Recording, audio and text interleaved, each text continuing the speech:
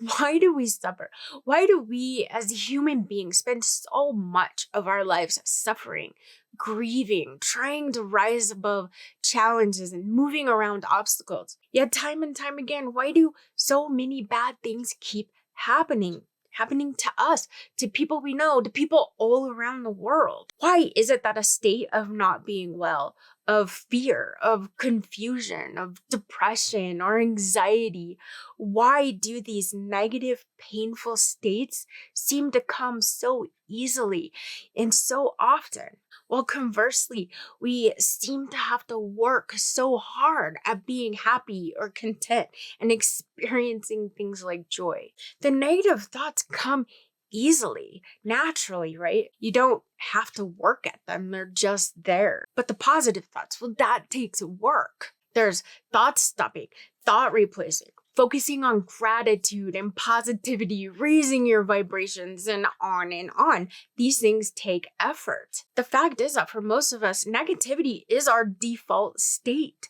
And if we don't put in the effort and a lot of it to be positive, we end up in a state of negativity time and time again. But why? Why does this happen? If God loves us, if we're here for a purpose, if we are divine sparks of God's love, why do we do this? Why does God allow so much suffering?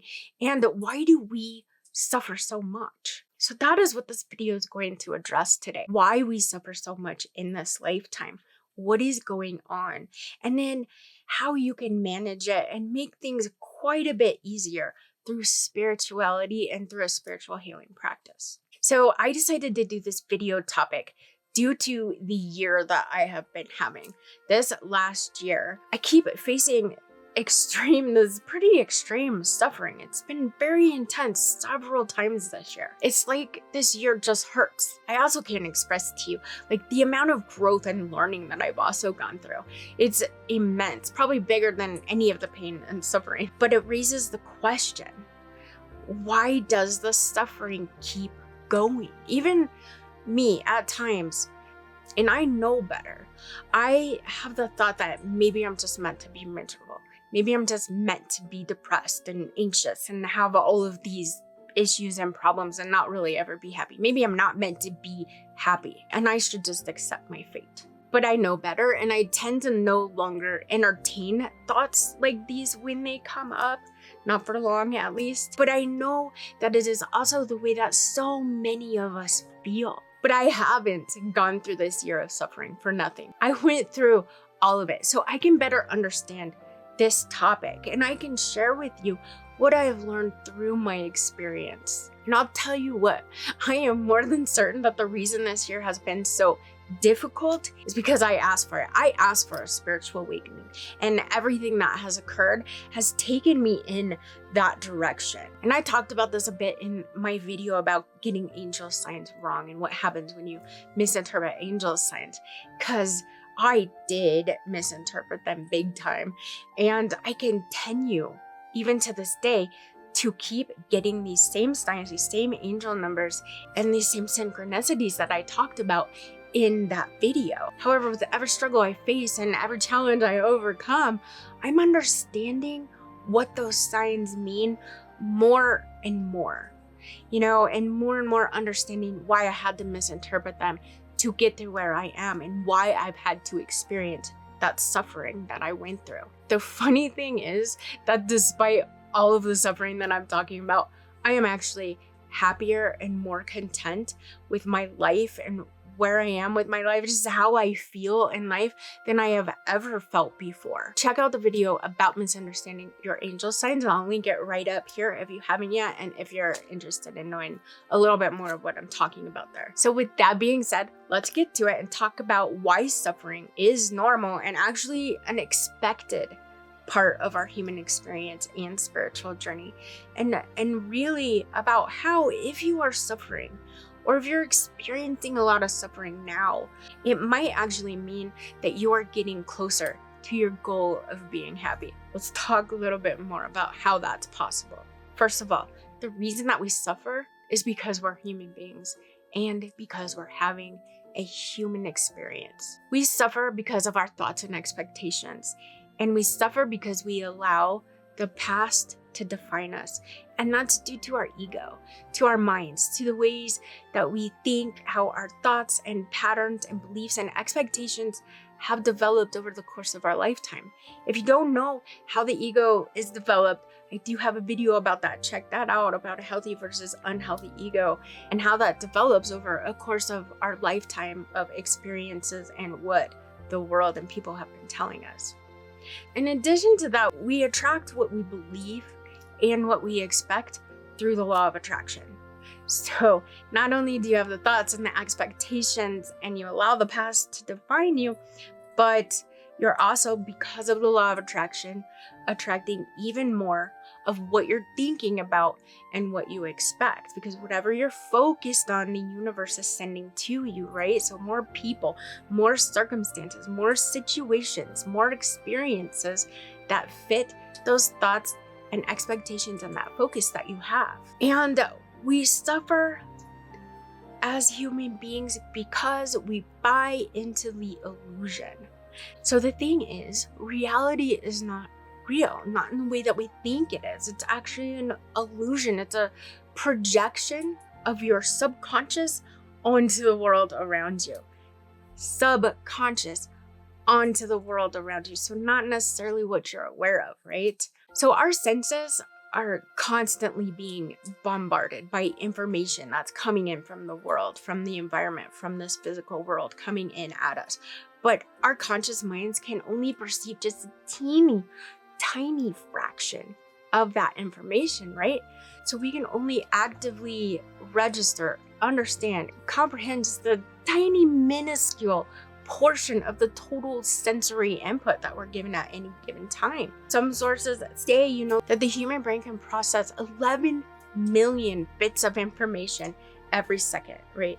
But our conscious minds, the things that we can perceive and comprehend, can only handle about 40 to 50 bits of information a second. So think about that, 11 million bits, and we're only taking in about 40 to 50 bits. So that is just tiny compared to what is actually happening all around us at any given moment in time.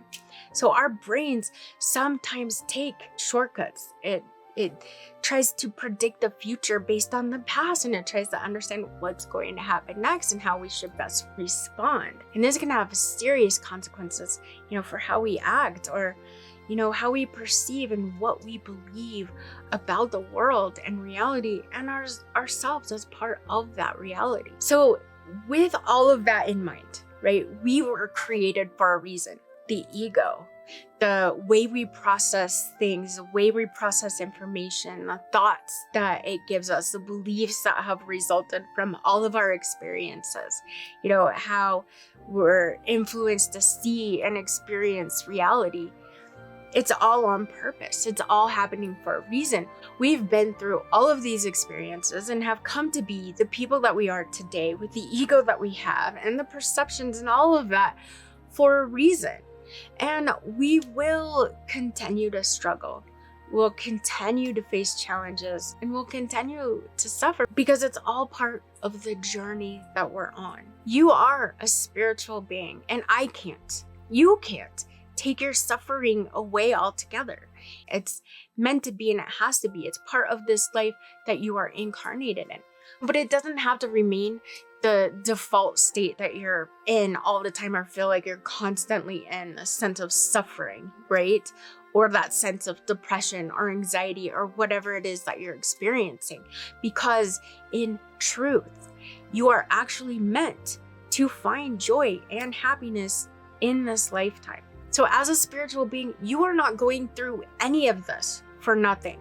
None of your experiences, no matter how good or how bad they are, happen for no reason.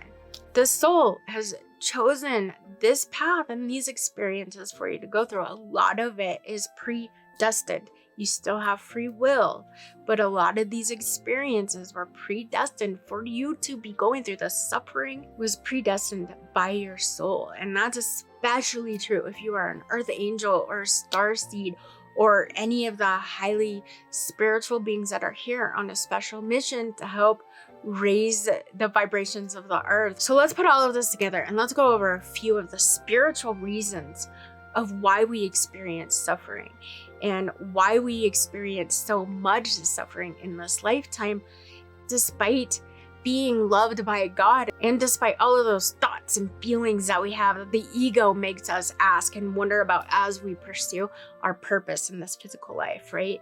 Remember, you do deserve to be happy. And if you don't know why, or you don't know what might be standing in your way, be sure to check out this video about why you deserve to be happy that's linked right up here. The spiritual reasons that we experience suffering and challenge is to help us live with more meaning and more purpose. So overall, that's what it's about. All of the reasons that add up is to help us live in this life with more meaning and purpose. But to live with more meaning and purpose also means experiencing joy and happiness and high vibrations and having what you need to keep growing and keep learning, and the right kind of energy coming in and out of your life. And with the right frame of mind, as we'll talk about here in a minute, your suffering actually helps you get there a whole lot faster.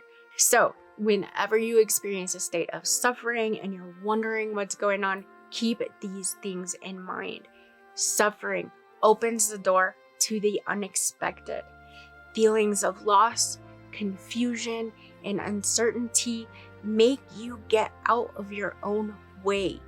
It's a blow to the ego. The ego takes a hit and it kind of backs off a little bit as it tries to reset itself and figure out what to do, which gives your soul a chance to be a little bit louder so that you can hear it much more easily. Suffering also forces you to look and think outside the box. So not only are you hearing your soul just a little bit easier during these moments, but you're also, with that ego out of the way, looking outside of your usual frame of thinking. So all those bits of information that are coming in, you're gonna start noticing different bits than the ones that you're used to. When you are at the bottom, the only way to look is up, right?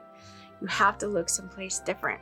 Most importantly, what you're doing in a state of suffering is looking outside of your own perspective. And suffering creates growth. So like diamonds, coal under the pressure of suffering, of pain, of all of this darkness, it turns into a diamond. And through your suffering and understanding that your suffering has a purpose and it does have meaning, it's not just for nothing, you will grow into the spiritual being and physical being that you're meant to be. So a step beyond that, suffering leads to learning. So in a state of suffering, you're learning about yourself, you're learning about your passions, you're learning about the world, about other people, and you're learning about spirit. Once again, looking outside of that box, trying to find new reasons outside of your own perceptions, we begin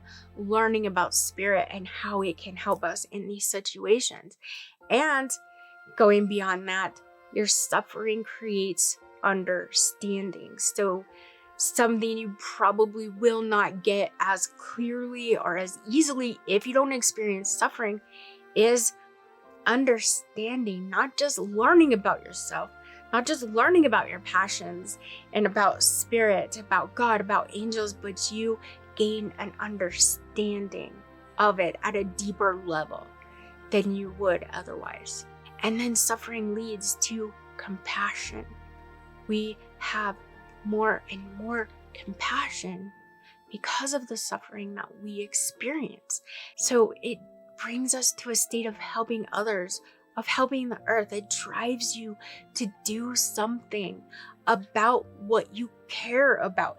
You experience the suffering and now you have empathy, you have caring, and you have a deeper, more committed passion to make a difference and change things. Now, suffering can also sometimes be a test of faith. The universe will test us, and it's to make sure that we're going in the direction that we want to go, or that we really want, or we can really handle what it is we're asking for.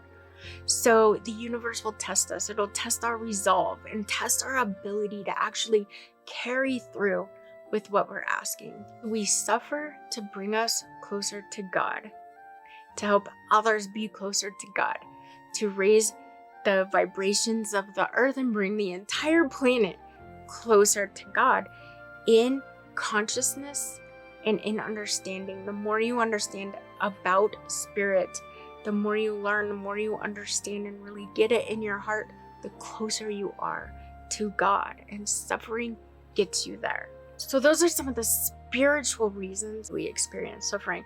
But when does suffering stop? Yes, actually, it's possible for suffering to stop. Now, I'm not saying it's going to be easy. Okay, it's actually a big part of the journey that you are on. And for most of us, it's probably one of the main things our souls are here to learn, is how to make this suffering that we have in this physical body stop. So it's possible. It's not going to happen overnight. It's not necessarily going to be easy. But here's what we're aiming for. A state of no longer suffering is what is called an ego death.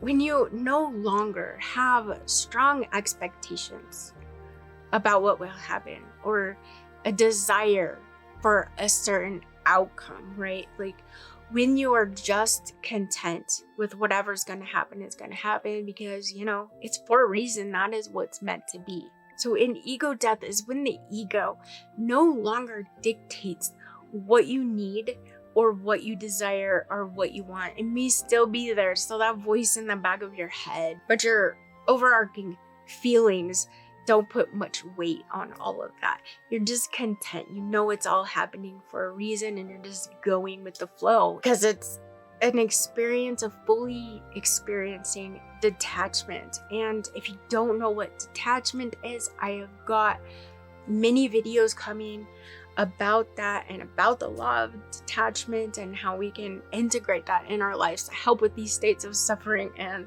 work through depression and finally reach that place of happiness and contentment that we're actually meant to experience in this life. So if you're interested, be sure to subscribe or head over to Facebook or Instagram or sign up for my mailing list so you can get updates about when those videos come out. So suffering will in fact cease to exist when we decide to stop suffering.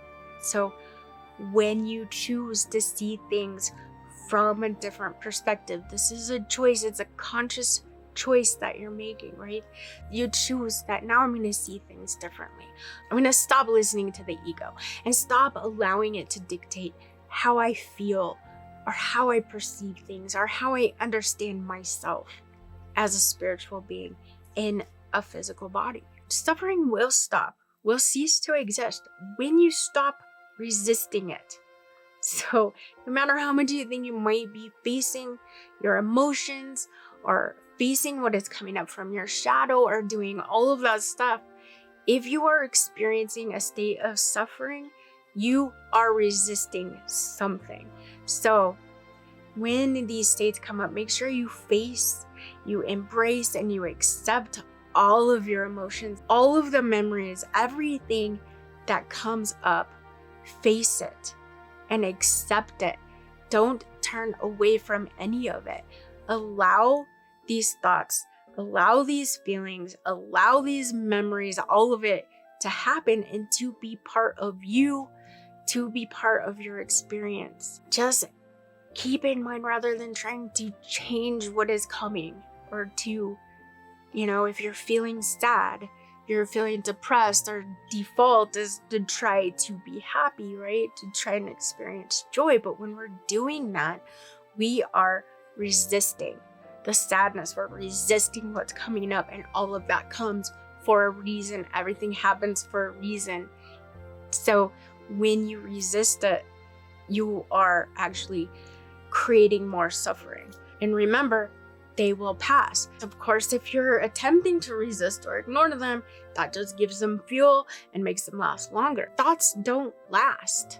They're not necessarily true. Like I said before, I have the thoughts that maybe I'm just meant to be depressed. Maybe God doesn't even want me to be happy. Maybe I'm just need to accept my fate that it can't ever happen, right? It's a thought. It's just a simple thought that comes into my mind, and I know that, so I let myself have the thought.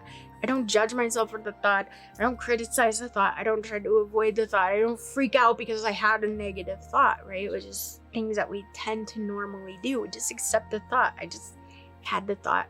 Doesn't make it true. I can now let that thought go, right? However many times it comes up, however many times it keeps coming back, we just allow ourselves to have it and be part of our experience and let it go. And feelings are the same. I know feelings are intense. I know you can feel like you're drowning in feelings and that you're gonna feel that way the rest of your life, and perhaps there's nothing you can do about it, especially if you experience depression. I know how often it can feel like that. But remember, feelings are fleeting. The average emotion only lasts about 90 seconds before we're off to the next emotion. They are temporary. And just because you feel it also doesn't make it true. So allow it to come. Allow yourself to experience it. Allow yourself to heal from it. And one of the most important ways that your suffering will cease to exist, when it will end, is when you stop seeing yourself as sick or if there's something wrong with you. So once again, accepting your experiences, accepting who you are, no matter what you've been diagnosed with, no matter what's happened in your past, no matter any of that stuff, there's nothing wrong with you as a person. Your illnesses, your neurodiversities, your, mental illnesses, all of your diagnoses, physical illnesses, all of those things are just experiences that you're having. They're not you. You are not defined by any of this stuff. They're just experiences that are helping you grow and develop and be the being that you are meant to be in this life, to learn what you're meant to learn. When you stop seeing your feelings and symptoms of depression as bad, when you stop seeing them as bad, your suffering will start to go away. Depression is a time of growth and a time of healing. And the only reason being in that state lowers your vibes is because that's what you believe it does. That's what you think it does. That's what you believe about depression and about yourself, about anxiety, about any of the states that we go through. And it's not necessarily true.